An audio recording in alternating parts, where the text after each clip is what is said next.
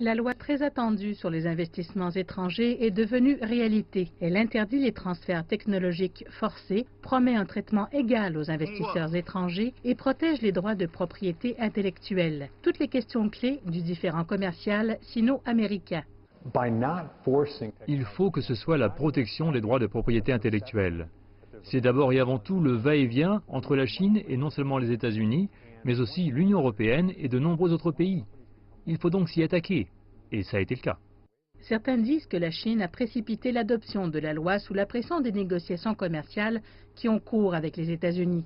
Mais Beijing insiste sur le fait que c'est simplement un autre chapitre de l'ouverture de la Chine, car les législateurs ont commencé à la rédiger 2 ans avant la prise de fonction du président américain Donald Trump. L'année dernière, Shanghai a assisté à l'ouverture de la première usine automobile étrangère détenue de manière indépendante par un investisseur étranger.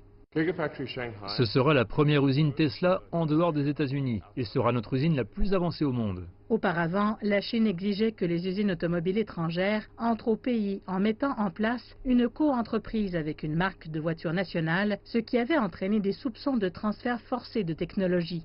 La politique d'ouverture de la Chine a été un mouvement constant d'ouverture et nous sommes très optimistes quant à l'avenir à long terme. Nous pensons que l'orientation est excellente. Certains investisseurs étrangers ont déclaré que la loi récemment adoptée rendait le message de Beijing plus clair aux investisseurs du monde entier. Mais d'autres disent que quelques articles de la loi manquent encore de détails spécifiques sur la manière dont les entreprises pourront l'utiliser pour protéger leurs droits.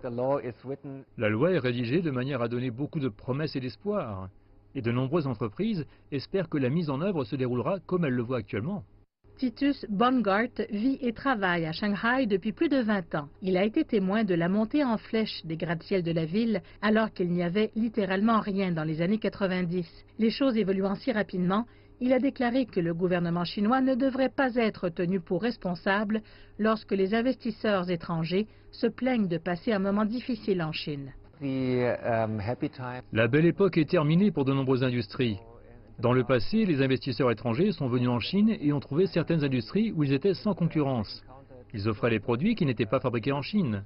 Mais aujourd'hui, ils sont confrontés à la concurrence nationale alors que les acteurs locaux rattrapent le temps perdu.